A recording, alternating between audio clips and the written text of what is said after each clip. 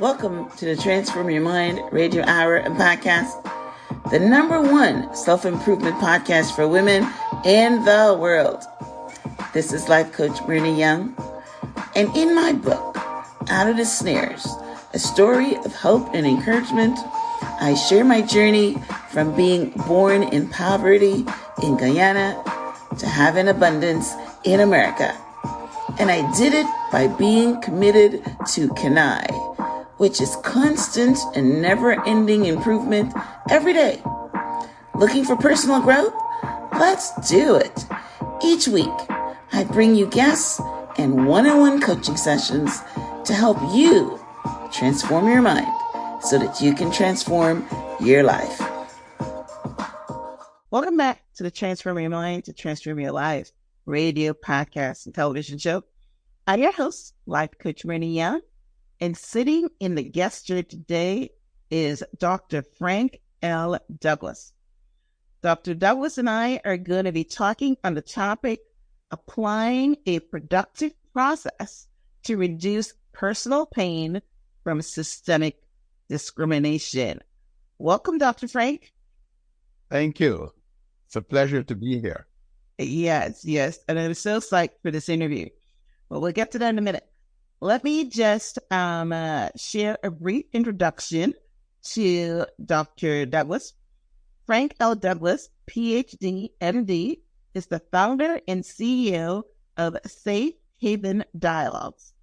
Prior to establishing Safe Haven Dialogues, he spent many years as a leader in global pharmaceutical companies, where he led teams of scientists that discovered, developed, and are brought to market more than 25 drugs for the treatment of diseases such as diabetes, hypertension, and cancer.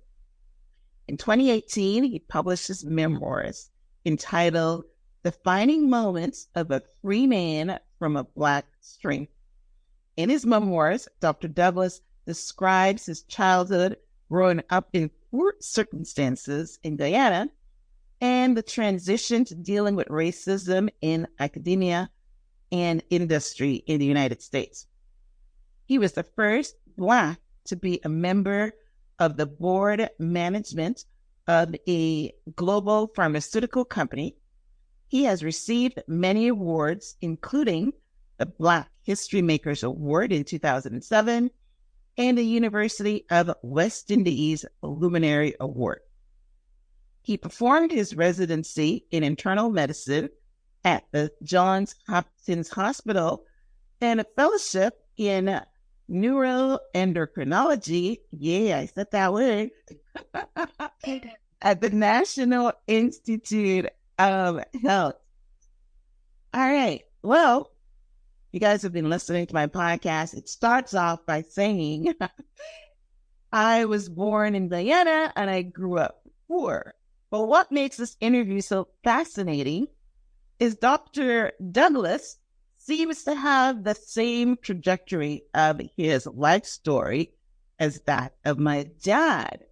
My dad, like Dr. Douglas, grew up in Guyana during poor circumstances. I like the way you phrased that. My dad, by the way, is Dr. Walter Edwards. And he came to the U.S. To teach at a university. So he transitioned from Guyana to academia as well. And I'm almost sure that he encountered racism because he's very militant about, the Black experience. So I am so curious, Dr. Douglas, to hear your story. Tell me about, the background in Guyana and how you came to transition from Guyana to academia in the United States. Well, thank you for the opportunity. It is such a long time ago, but nonetheless vivid in my mind. I grew up with a single mother. There were 5 of us, my mother and 4 siblings, so a total of 6 of us actually. And we lived in one room with detached bathroom, detached kitchen, that was shared by others in the yard, as we would call it, who lived in this one room. Where did you grow up, by the way? What city? In Georgetown, right? Georgetown? Yes. I was in Georgetown too. What part of Georgetown? You know the Promenade Gardens? You know in back a lodge somewhere? I grew up in Lodge, so you grew up in Lodge, close, right? It's not so far, right? But I grew up not far from the Government House on Carmichael Street. Okay, yes, I know that. All right, okay, keep going. And so there we were. I had a critical moment when I was 12, actually, because my aunt, I had a couple of aunts and two cousins and grandmother and grandfather, and they lived in two other of these small rooms. And it was my job on a Saturday to go to Border Market. I don't know if you remember Border Market. Of course. And there all the time. There you go. It was my job on a Saturday morning to go to Border Market to buy the rations, food for the week. This particular Saturday, I was excited because I had gotten a bicycle. And so I went to Border Market, got the goods, was very happy, riding back, came into Murray Street where I live, and turned into the yard. It sloped downwards, and just as I turned in, it suddenly occurred to me that it's all sandy, and before I knew it, I had a spill. And everything fell. I had cooking oil, you know about cooking oil, in a bag, and so, you know, the flour, the rice, everything. Wow. And I picked up what I could, you know, the cassava and plantains, of course, they were fine. And by the time I got to the little room, my mother began to whip me furiously with a fury I'd never seen before. Yeah. I said, why? And she said that my aunt told her that she saw me purposefully push the bag off the handlebars because I was unhappy I had to go to the marketplace. Now, this particular aunt, and I do not know why, would tell these tales on me, and I would always get a whipping from my mother. Wow. I was so distraught after this that I actually decided that I would go and drown myself. So I left and I walked to the seawall, which was about a mile from where I lived, and got onto the jetty and stood there. And frankly, as I looked at these large boulders and rocks with the barnacles and the slime on it, and I began to envision, you know, stepping on, slipping, and the water coming and drowning. And the thought of drowning so scared me that I changed my mind and returned home. Now, that was a turning point because as I walked back home, I was filled with so much hatred and so many ugly thoughts of what I would do to my aunt if I ever got an opportunity, that I decided there and then to give my heart to the Lord and to become a Christian. At the time, I went to an evangelical church. So I actually went to the minister, Brother McInnes, as we call him, he's since deceased.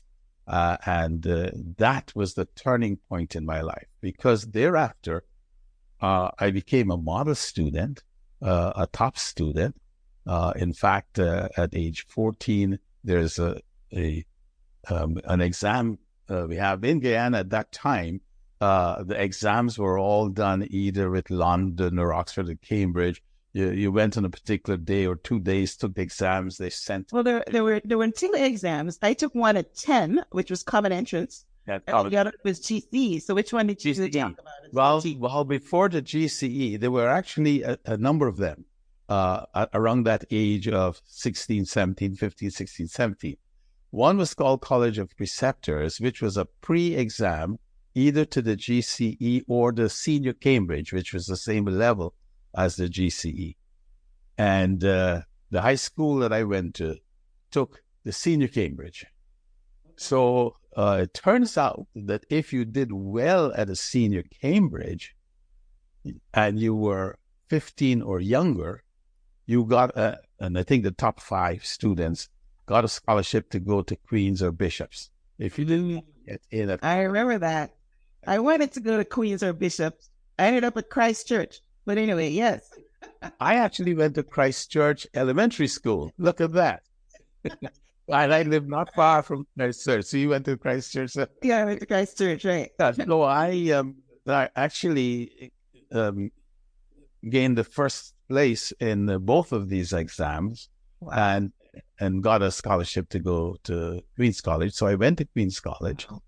And a year after I finished Queens College, one day I got a call from the USIS library people.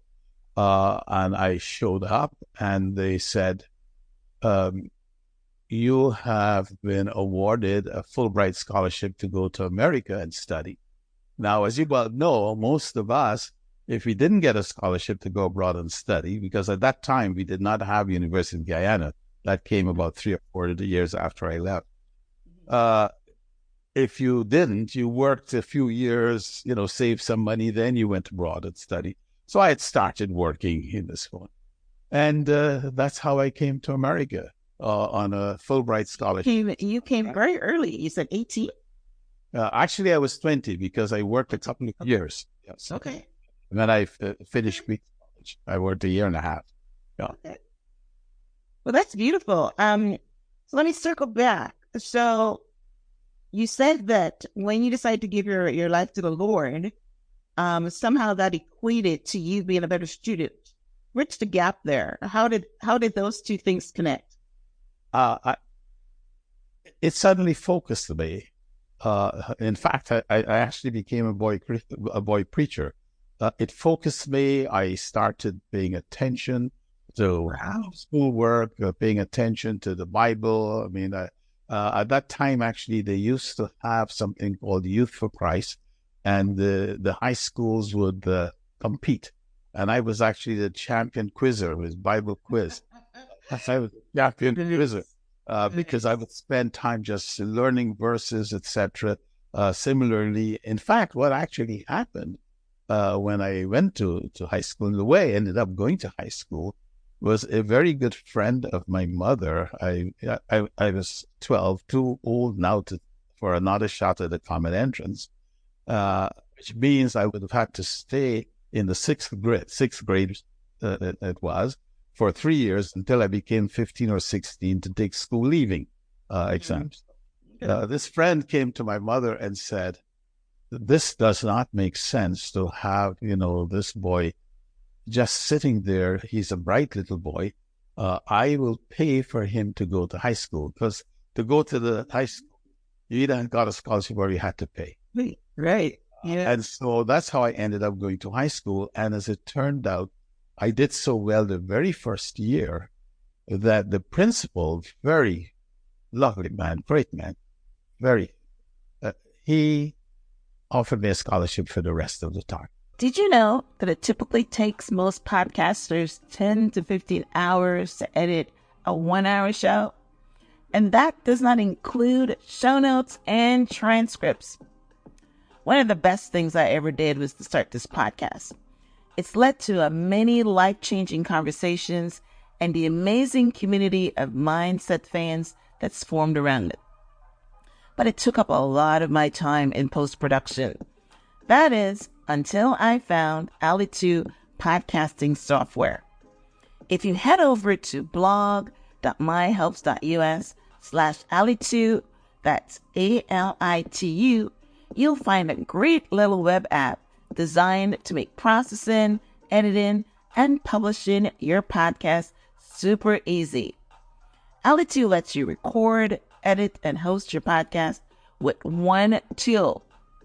Ali2 automatically generates episode transcripts for you, and you can publish and distribute your show across the web through its own hosting feature. Get started with Ali2 on a monthly plan of $38. Start for free with a 7-day trial. So why not give it a try?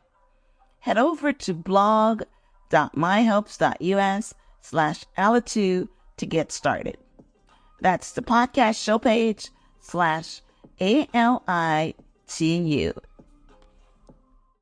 Did you see Russell Brunson recently bought a massive Napoleon Hill collection for $2.7 million?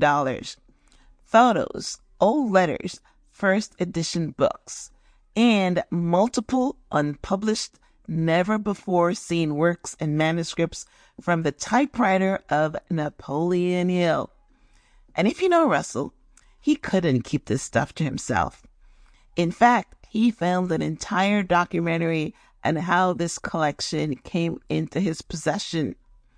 If you head over to blog.myhelps.us/SOC, you can watch the documentary, and he'll even share how you can get physical copies of 2 of these unpublished controversial works for free. So head over again to blog.myhelps.us/SOC and uncover the secrets of success passed down from Napoleon Hill. Get yours today. One of the beautiful things about Guyana that I don't think happens in the other, even though we call ourselves Caribbean, but we're really not Caribbean, we're South American. But you know, if I were to compare it to Jamaica, I don't know about Barbados, but I know about Jamaica, the education system in Guyana is 100 times better and that is basically why you can get out of poverty. Education is what my father always taught me to get out of poverty. Now, he didn't leave that early, and was not as lucky as you. He did go to teachers college.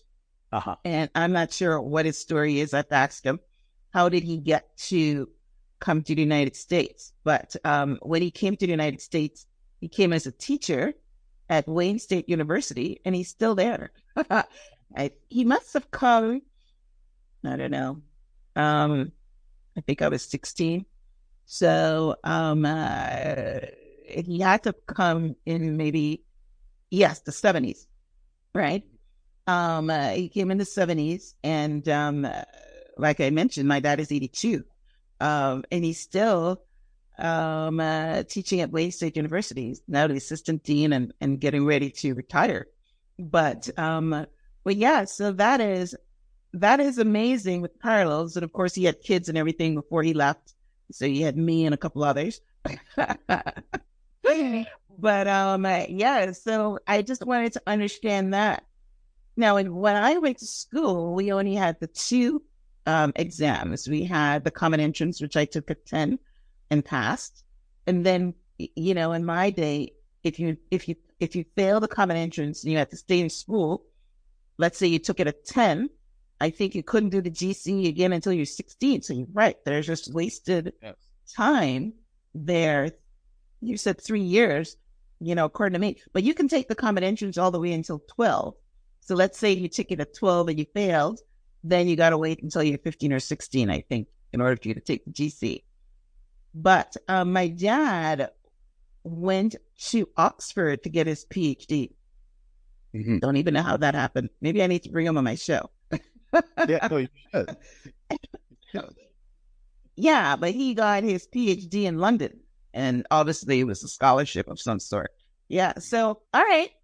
So that's amazing. So you came here at 20 and went into academia. So did you went straight through to get your PhD? No. And then started teaching? No. You're not teaching, no, are you? No, I'm retired. In pharmaceutical, right? Yeah, but I wouldn't know. But I was in academia. I was a professor. But I came as an undergraduate. I went to Lehigh University to do my bachelor's in engineering. Okay. And after I completed that, I then went to Cornell and did a PhD and an MD.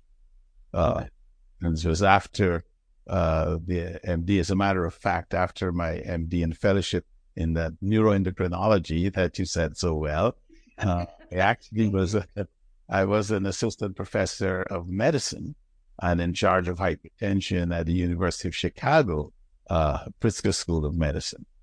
And there for 2-3 years when I was discovered by the pharmaceutical industry. and I changed to the pharmaceutical industry. Okay. All right. So when did you first encounter racism? Because I know coming from a lot of people say when they come to the United States, or yeah, let's say United States, but even North America. When I immigrated from Guyana, I went to Canada, and the discrimination and the racism, we're going to separate those two words. It's a little, it's not as in your face. It's maybe covert. But a lot of people say, I think I was reading, yes, I was listening to or watching the documentary of Sidney Poitier, and he came from the Bahamas. And one of the first things he said, like in the Bahamas, everybody's Black, right? And then he went to Miami, where people were telling him, you can't go here, you can't go there because you're Black. And it was really, it was really like, oh my gosh. And because before someone points it out to you, you don't even look at yourself as Black, right? You're just blending in. But then someone says to you, you can't go here, you're Black, or they discriminate against you because you're Black. Then it's in your face, and now you see it. So what was the experience for you when you came to America and noticed that people were discriminating against you because you're a Black man? It was fascinating for me because I came in 1963, 8 days before Martin Luther King's march in Washington. Yeah. And I was at Yale on an orientation program for Fulbright scholars. And one day I awoke, which was 3 days before the march, actually. I awoke with this severe pain in my scrotum. And that day I was supposed to give a presentation. So I went early to the lecture hall and actually room to see the professor. I saw him and I explained to him that I really needed to go to the hospital. I didn't know why I had this pain. And I was stunned when he said to me, you Blacks are always finding excuses. And now that you are a Fulbright scholar, you're going to have to learn to work hard to deserve that honor. Well, fortunately, I left and went to one of the directors who immediately got me to the hospital. I was in the Yale hospital for 10 days. In fact, kidding? Serious? Wow. The doctor said, why did you not bring this man here earlier than this? So I learned what Martin Luther King talked about 3 days later when he said that what he hopes is that his young children would be judged by the content of their character and not by their skin. That's so beautiful. And here I was being judged by the color of my skin. Now, thereafter, I then began to recognize that there were some churches I could not visit because I was Black. Now, that was, again, very strange to me because, as I told you, I grew up in the evangelical church and we all were going to go to heaven as long as we were children of God, etc. Yeah. And so how come I can't go to church with white people? So that started my introduction to the awful reality of racism and the discrimination generally in America. Because, I use the term discrimination because it's not only against your ethnicity, it's also against your gender, it's against your sexual orientation, against your religion. Yeah. That you're talking about 63, and this is how America is going so slowly. But one of the things people say is that 11 o'clock on Sunday is the most segregated place in America because the churches, you're right, very few of them still don't commingle, right? It's either a Black church or a white church. They're still segregated, right? They can't tell you you can't come in, but you come in and you're not really welcome. But yes, they're still segregated. Wow. Okay. So these were, this was a church and this was, people labeling you. Black people are lazy kind of thing. That's probably what the guy was saying. But in academia, you were a professor. You were supposed to be the top of the chain. How did it show up there? Well, the way it shows up, well, it showed up along the way to get to the top of the chain. When I was an undergraduate, I remember it was near the final of the biochemistry exam. I'd taken the final, and I stayed in my room because I was not feeling well. And one of my friends, at that time, they used to give you your little booklet, with your exam. And he had collected my booklet for me to bring it to me. And he came to me and he said, "You should never ask this professor." I was in my senior year. He said, "You should never ask this professor for a recommendation." And I said, "Well, why would you say that?" He said, "Well, remember he said that if you got this extra problem right, you would get an extra 5 points. Well, you got it right, and he didn't give you the extra 5 points in your paper." So I went to him and I pointed out that he had made an error, and you should have had over 100, and you didn't get over 100 because he didn't add the 5 points. And he said, and I wouldn't say his name, but I remember his name. He said to my friend, "I don't care what Douglas gets on an exam, he will never become a scientist."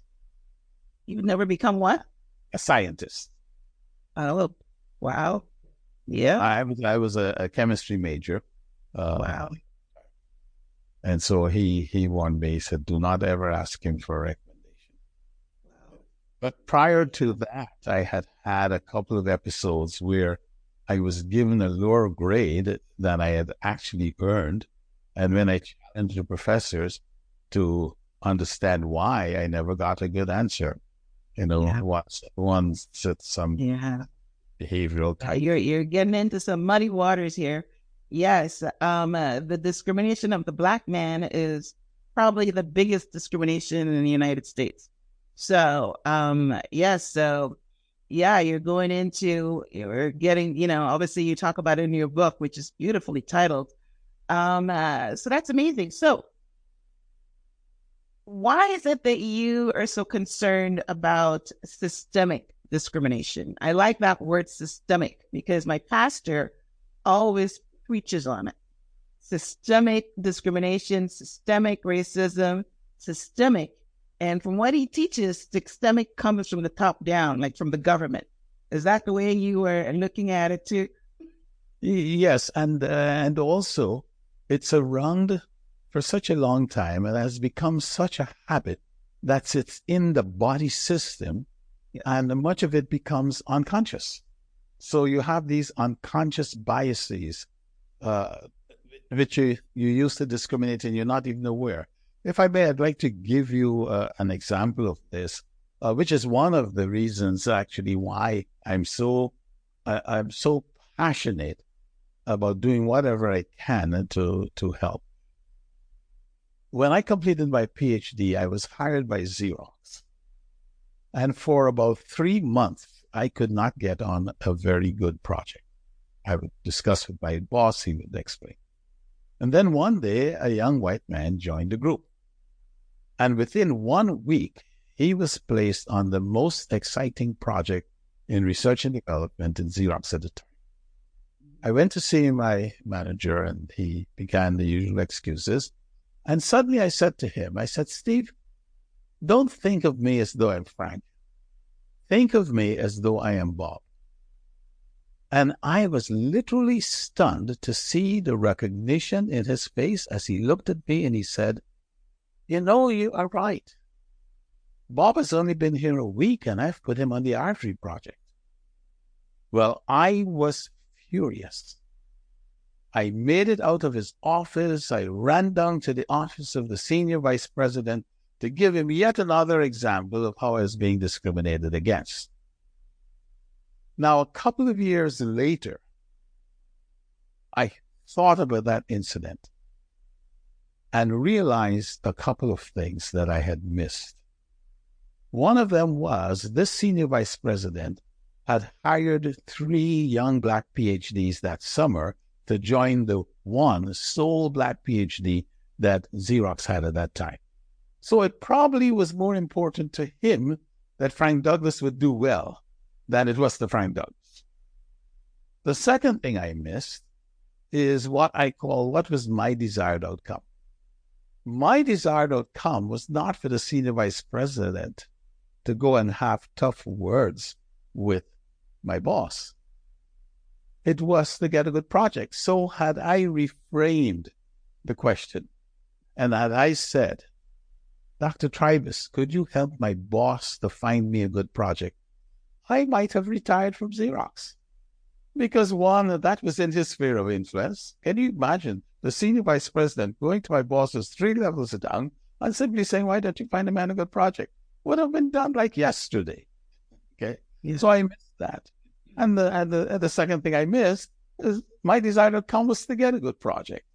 And so, as I was writing my memoirs, I wrote that incident, and it suddenly struck me that, as a matter of fact, in the rest of my career, I had learned from that incident.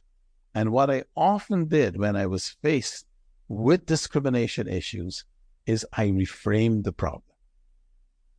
And so that led me to set up Safe Haven Dialogues and also to write the second book, which is entitled Addressing Systemic Discrimination, to reframe the problem, okay, or by reframing the problem. So it's become now, my mission to teach this process. Right. Well, you just brought up, one of the things, because my husband, a Black man, obviously, was a police officer, and one of the things that he would talk about is they would promote the white people to sergeant and captain and all that, and he had his master's degree, and some of them didn't even have a bachelor's degree, and they would promote them, and that happens in a lot of places. So how can you reframe that? Are you talking about reframing the dialogue? Give me an example of how someone is listening and they're being passed over, discriminated against for promotions, and how would they reframe that? I won't go through the whole process, but I'll give you the example. In the book, I actually have 18 examples which cover doctors and nurses, individuals from large companies, from government offices, etc. But I'll give you one example in the book. This actually is a man originally from Morocco, and he's working for a small company. He feels very indebted to the company because that company helped him to get his work visa. And he's been with the company for about 18 years. He also has a daughter who's about to go off to college. So having the income is extremely important to him. But he and a very small number of minorities who work in the company have been subjected to racist slurs, etc. He's complained about nothing. Then one day, in the interim, I should add, he had obtained 2 masters, one of which was in project management. He applied for a job that was posted in project management, did not get it. Someone from the outside was hired. He, of course, was very, furious, upset, went to complain to his boss, etc.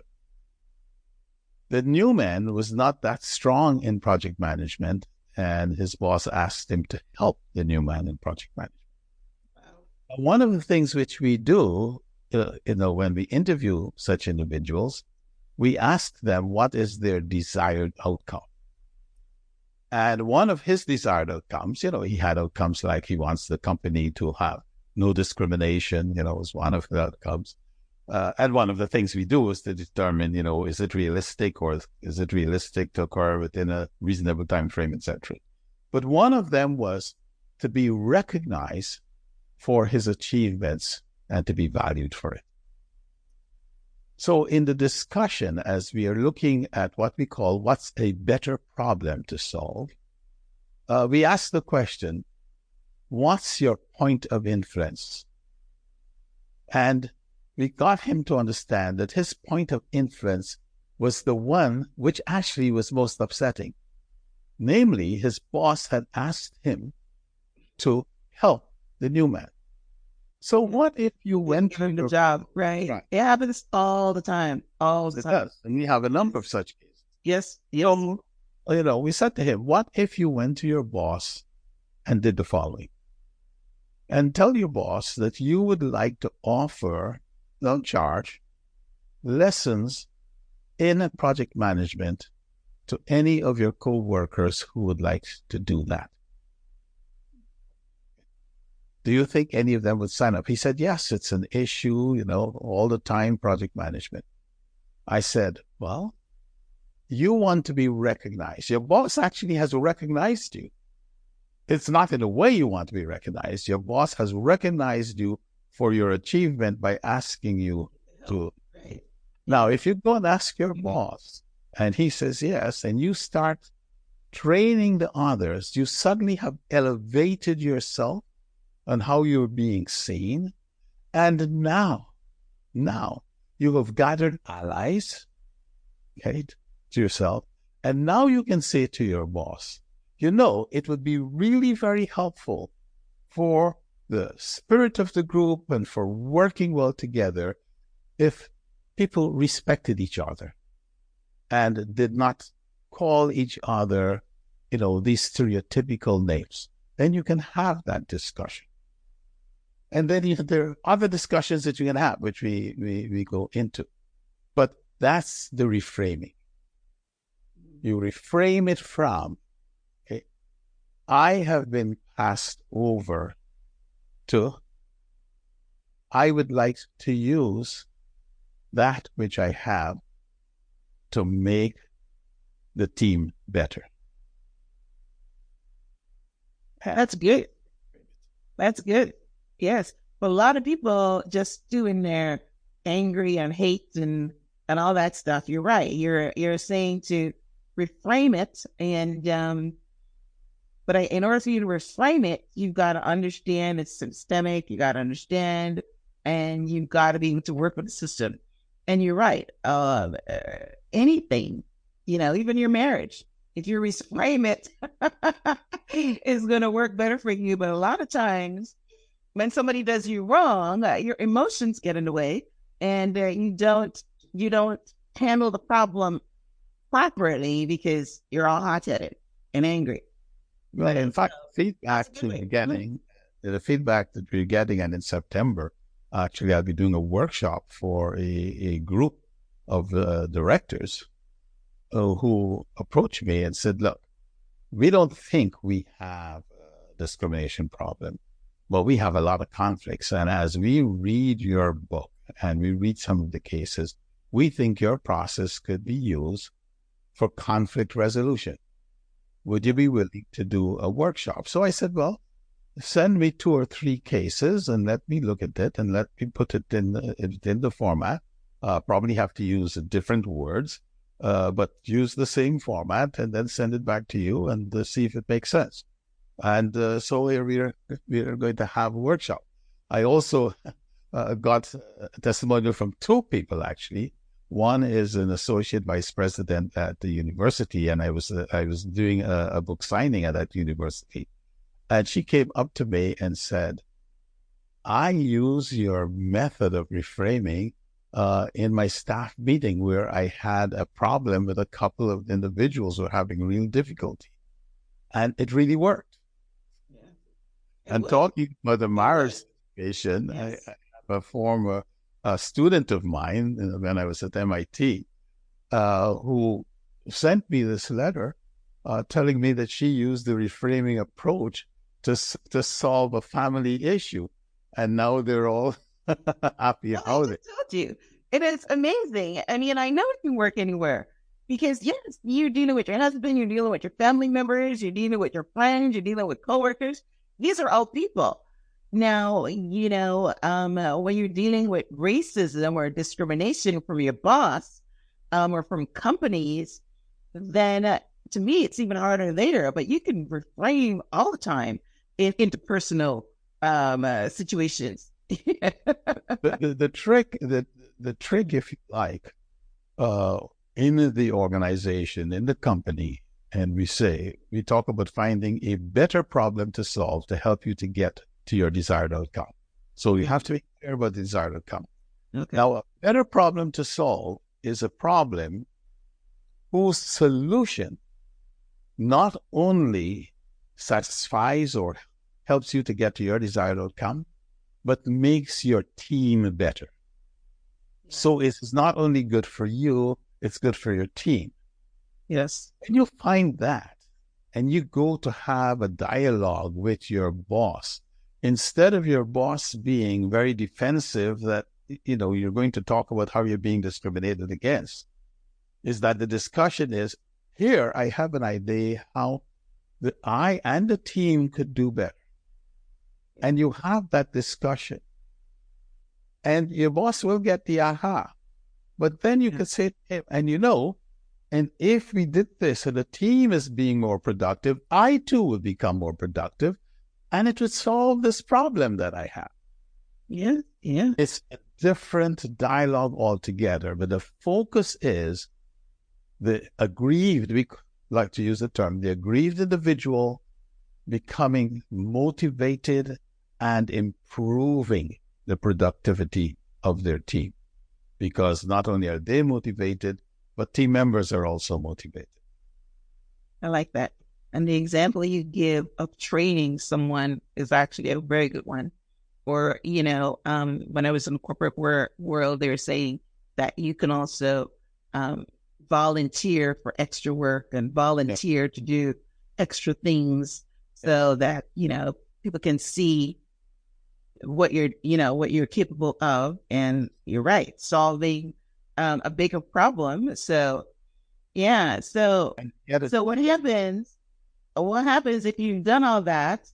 And like you said, the systemic discrimination is so unconscious that you're just helping other people get promoted and you're still the same way.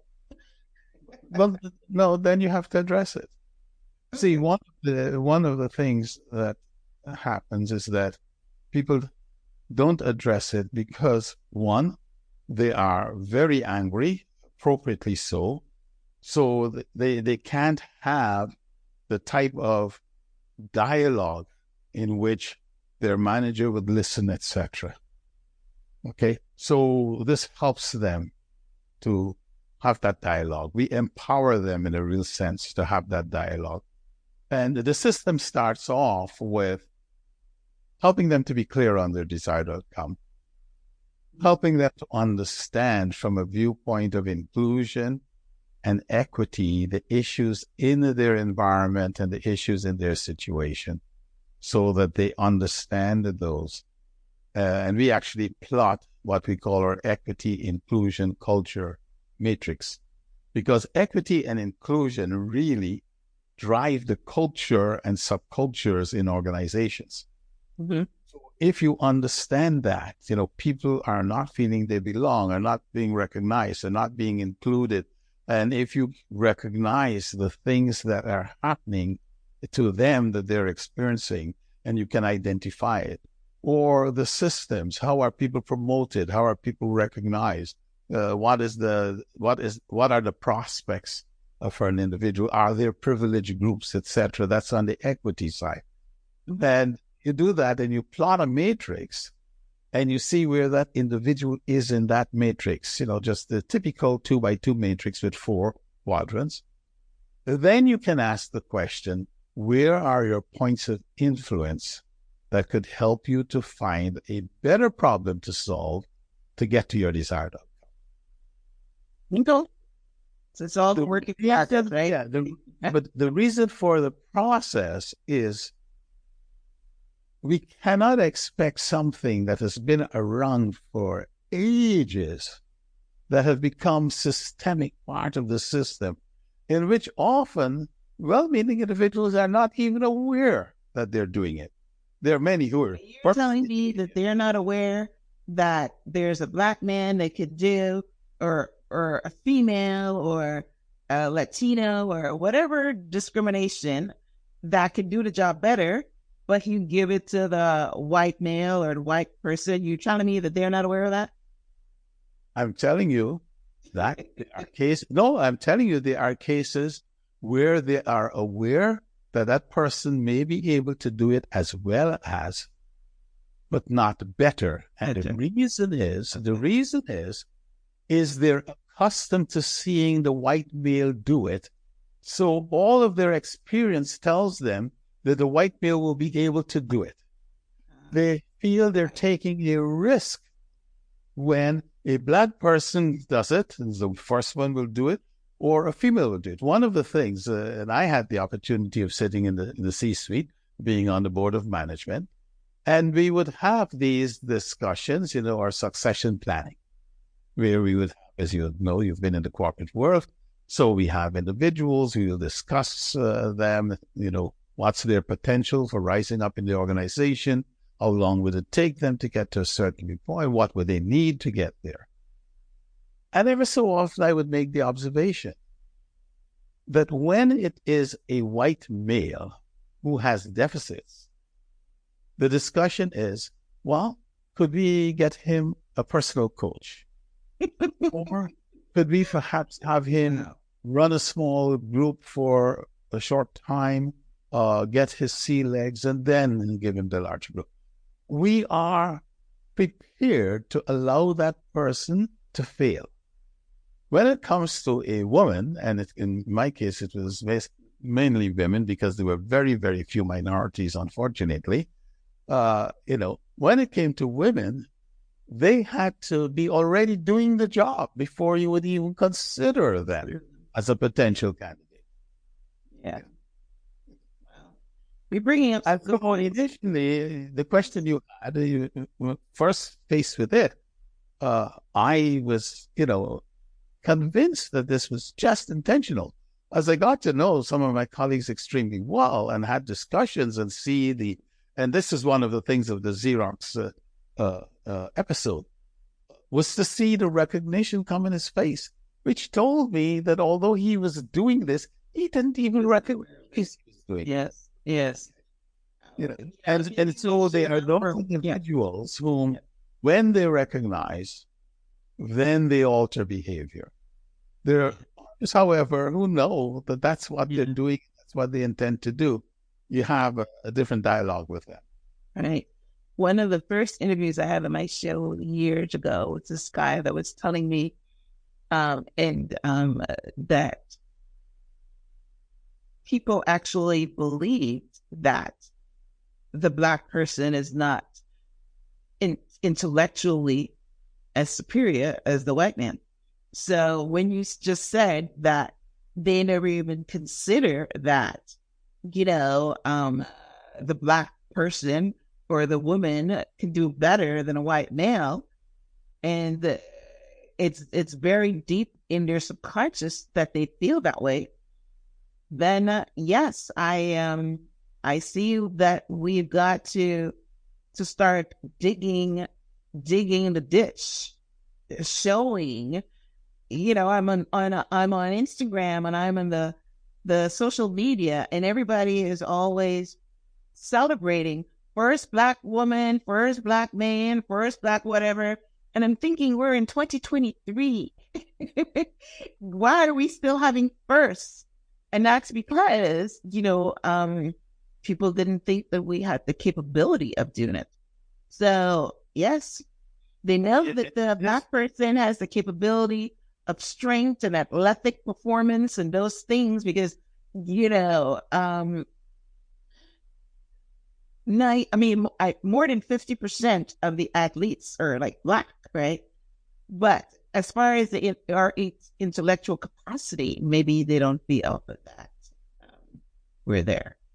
So, and the unfortunate thing is we have to celebrate those firsts, not because we think that we have achieved something, but because we think that the white population has certainly achieved something. Namely, they have achieved the beginning of the recognition that there are lots of blacks out there who can do this. And this is just the first of many who are there. I mean, I used to tell people when they tell me, you must be so proud that you're the first.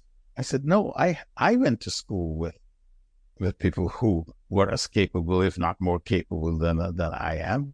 And I know black people now who are as capable, if not more capable than I am. So it is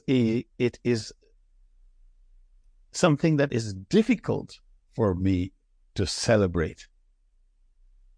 If black people celebrate it, it actually has meaning for me because they are dealing with, we have overcome a bit.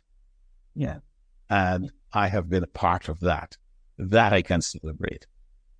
Well, I understand that part. My problem with it is, we are doing the civil rights thing since the 60s.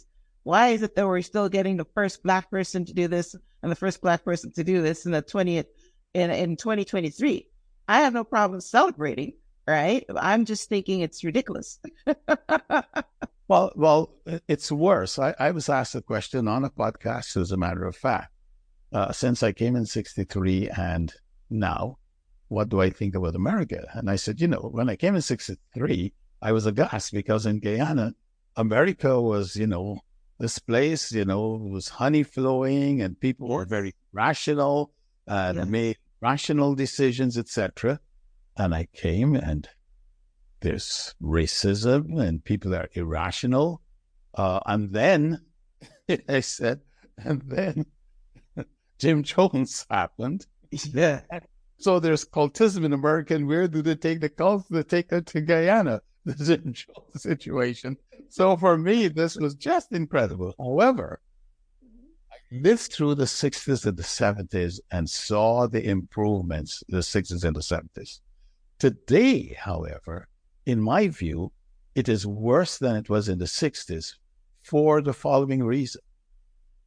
Now we have individuals unashamedly stating their racist views and their discrimination views. Right now, I'm sitting in Florida. You have a governor, who is trying to rewrite the history books. Yeah. Who is forcing colleges to change their curricula because it doesn't fit his white supremacist view. Yeah. It's gotten worse. That is bad, though. That is bad. Yep. That's part of it, I must say, as I said on this show when I was asked the question, is here's the thing that I find very strange. These individuals are saying they would like to have the 10 commandments placed on the wall of the walls of in every room in the schools. Now, here's what I learned when I was in the evangelical church. And one of the disciples asked Christ, "What is the greatest commandment?" And Christ said, "Thou shalt love more thy God with all thy heart." And without breaking or pausing, he continued. And the second is like unto it, "Thou shalt love thy neighbor as thyself." Yeah. If you're a follower of Christ and you're not doing that, and you're hating your neighbor, where is the Christ in all of this Christianity? I will tell you that they didn't get that one. That does not happen here. Well, interestingly enough, recently I learned that there are actually Christians who are saying that Christ was wrong. He was too liberal. That is actually happening now. So a lot of this is becoming cults.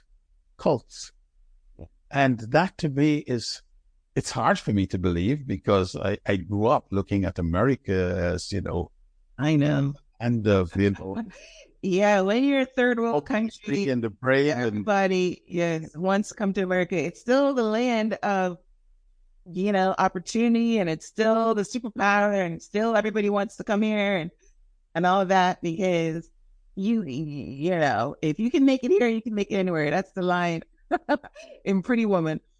But yes, yes, it's not, the streets are not paying for gold and all that. You got to work hard.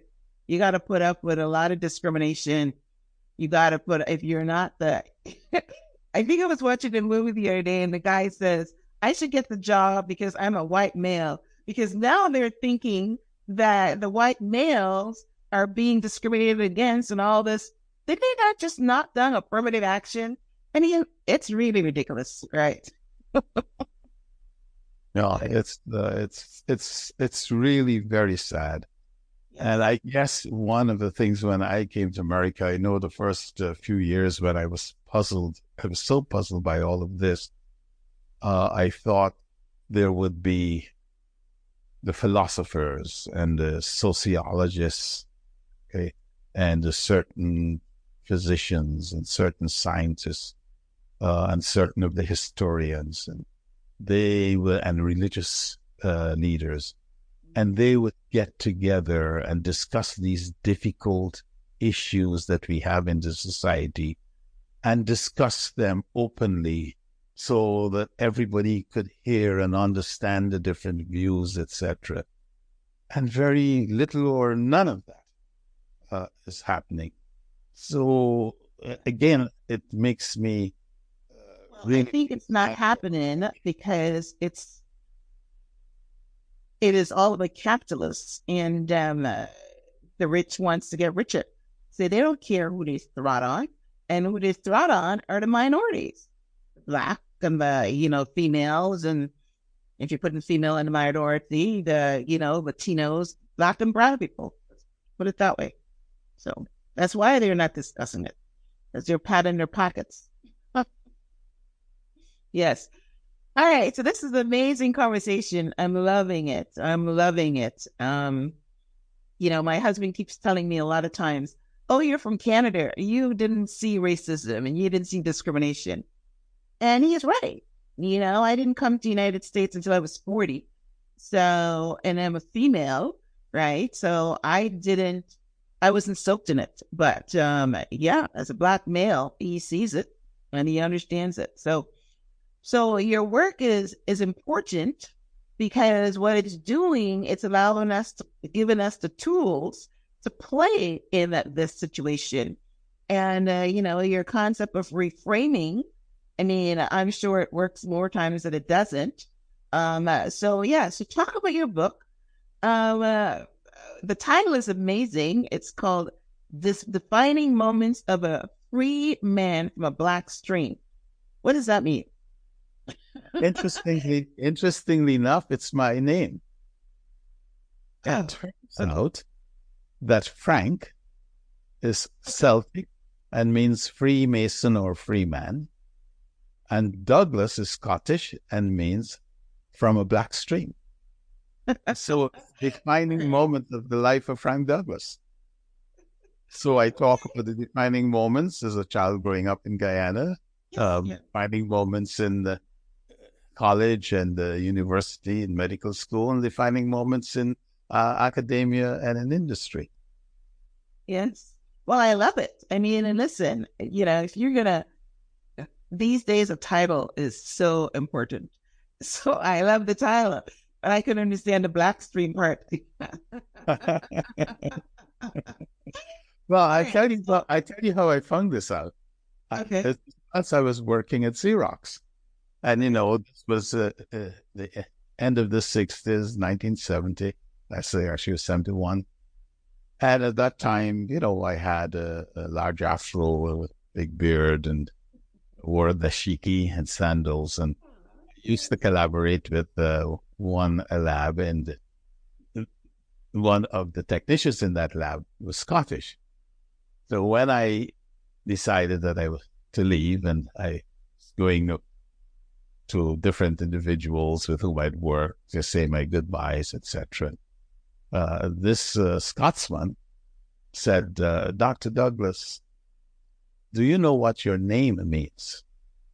And I looked at him and I said, no. And then he told me. And he said, and you walk around here like a free man from a black stream. That's what your name means. So I then went and checked the Webster dictionary, the names at the back of it, names, meaning of names, and he was absolutely right. That's what it says. I love it though. I love it. And look at it. You make it the title of your book. And I'm pretty sure everybody asks you about that. So that's amazing. All right. So let's talk about your book. We have discussed, I normally ask the question, why did you write it? But you've explained that. So,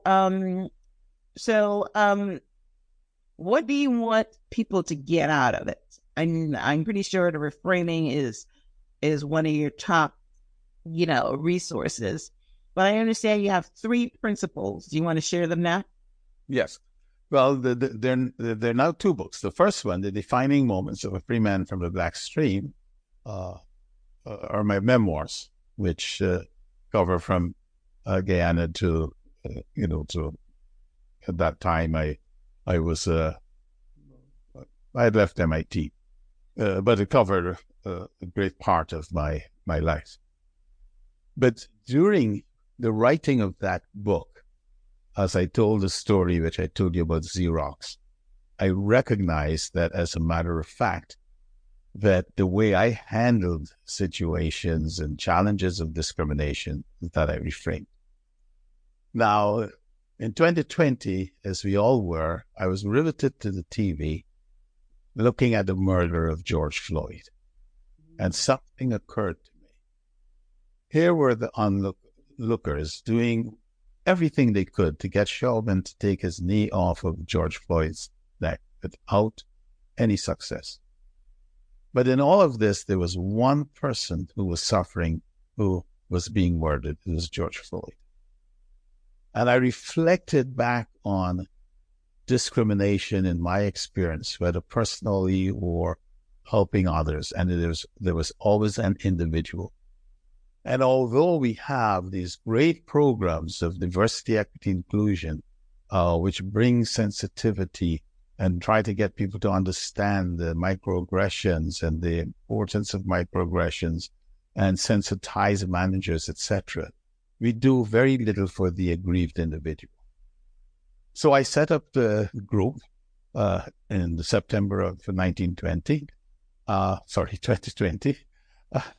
I set up a group which is called Safe Haven Dialogues, for it to be a safe place where individuals could come and tell their story. And we empower them to have a dialogue with their managers. And so here are the principles. Principle number 1 is we focus on the individual to empower that individual. Principle number 2, we look at the organization from a viewpoint of equity and inclusion. Equity are those rules, regulations that are formed by the leaders of an organization, in which they say, this is how this organization will work. Here are the guardrails, here are the things we expect you to do, here is how you get promoted, etc. That's the equity side. The inclusion side are those behaviors that are fostered by the frontline manager and the co-workers. Behaviors which help you feel you belong to the team. Behaviors where your work is recognized, you are valued, your opinions are valued. So in any organization, you have these 2 things. Now, diversity gets us in the door. But once we're in the door, we are now faced with the other issues of systemic, now it's in the system, discrimination. So the second principle is understanding the issues of equity and inclusion in an organization as they impact an individual. And the third principle is the reframing. And by doing that is finding a better problem to solve, which enables the grieved individual to achieve their desired outcome, as well as improving the team productivity. So those are the 3 principles.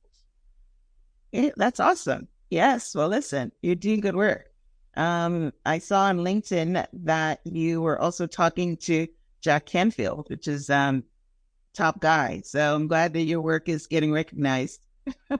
Yeah, no, I was actually, I must say, I was really quite delighted. I was one of 17 authors who were in a 2-day workshop that Jack Canfield and Steve Harrison held.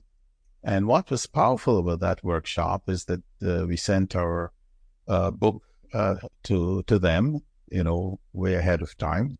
And in those 2 days, we each got a certain amount of time in which they critiqued our book and gave us suggestions of how to promote and to market. And Jack Canfield also offered at the end of the 2 days to do a 2-minute interview, if we so desired, and gave us the permission to use that interview to promote the book. And I was just so delighted, the offer, of course, because we all know Jack Canfield, co-author of Chicken Soup for the Soul. So, yep. Very successful. Yes, in fact, what I didn't know until recently, that only the Bible has sold more books than Jack. Is it from so? Yeah. Not only that, he has about 7 bestsellers, and he sold over 600 million books altogether. Yes. So when Jack Canfield tells you to do something, yes, then you do it. Yes. Yeah. Okay. Well, one of the marketing strategies is definitely podcast. So I'm pretty sure that he probably, or somebody told you to do it. And that's, one way to get your book, what you're doing now, you bring in attention to your work. And so that's amazing. So yes, so thank you so much for being on the show, and love seeing my fellow Guyanese person, being successful and talking about my country, and I get to talk about my school and where I grew up, and it's always good. Yes. And get your father on the show. Sorry? Get your father on the show, and I would love to be introduced to him. Okay. Yes, I'll definitely introduce you to. Yeah, but you made me think about having my father come on the show and tell his story, because he's got a good story. Yes. Yes. And also, if I may say, one of the things which I will be doing after September is actually visiting churches to tell the story, because one of the things people don't recognize, for example, about 2-3 months ago, Boston University published a study in which they had followed 48,000 Black women for 22 years. And what they found was that the Black women who reported episodes of racism, either at work or from the police or in dealing with housing, had 26% higher incidence of coronary heart disease. Ooh. And one of the things which, connection, being a physician myself, I am very much concerned also about the impact that systemic discrimination has on stress, of individuals. And so bringing this message to church members, who, of course, deal with stress at work, is something which I will be doing in September. So if there's an opportunity... I felt that one, because the Black woman has a lot of things that she has to deal with. You're talking about the Black man being discriminated at work, but the Black female is being discriminated in a lot of places. And I felt that resonate with me. So yes, so that's good. I'm honored to showcase your work and to give you an audience. And yes, so tell our listeners how they can get a copy of your book. Tell us if you're on social media so we can follow, so we can, so they can, follow you and understand some of the things that you're doing to highlight this situation. You can get my book. It's entitled Addressing Systemic Discrimination by Reframing the Problem. And you can get it on Amazon and Barnes & Noble. You can contact me at safehavendialogues-llc.com, safehavendialogues-llc.com. So if you write to contact at safehavendialogues@llc.com, you can contact me.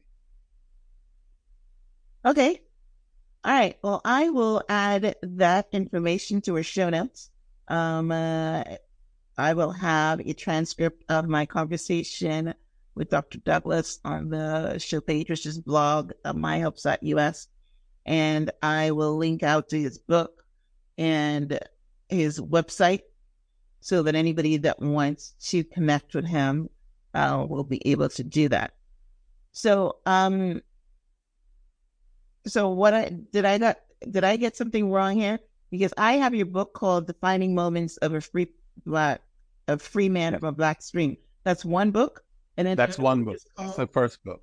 The second one, the second one is the Addressing Systemic Discrimination. And that's the one that I'm focused on right now. And that's the one that has the process, the reframing process. Okay. All right. So I'm glad you corrected me on that. So Addressing Systemic Discrimination. All right. So, you can send me the link to that to make sure I get a click, or I'll just search under your name and find that and link out to it. Amazing. Awesome. Well, yes, this has been a pleasure. Thank you so much for spending time with me. Thank you so much for the work that you do. I learned a few things. I'll definitely get your book too, because like you said, reframing can work in so many different situations, and communication skills are very, very important in every avenue of your life. So I'll pick up a copy of your book as well, just to I'm not in corporate America anymore, so I'm not really dealing with this on a daily basis, but the reframing and reframing the dialogue is something that we can all benefit from. So thanks again for being on the show. Now, any last words before we wrap up? No, I'd just like to thank you for having given me the opportunity to share my passion and my present mission. Yes, thank you. And as I told you before, as soon as you came on the show, I was saying that your resemblance to my dad is also uncanny. So, so I have to meet him. You're right. So it's amazing. So thank you so much. Thank you guys for tuning in to the Transform Your Mind to Transform Your Life. Today, we're talking about transforming your mind on discrimination and racism, and how you can change your mindset, change your dialogue in order to make it happen for you. And one of the things that Dr. Douglas said is you understand what's your outcome, right? So what is it that you want to happen? It's like any coaching. What do you want to happen? And if you go about it from that angle, then, and not from an angle of anger, which is the first place we go when we feel that we're being treated unfairly, and you work the problem, then you work it by reframing it. So you guys, if you're in corporate America and this discussion, you feel that it's relevant to you, then definitely go pick up a copy of Dr. Douglas' book. Like I said, I'll link out to it in the show notes, and learn how you can elevate your world and your life and your career. So thanks again, Dr. Douglas. And until next time, namaste. Yeah, thank you very much.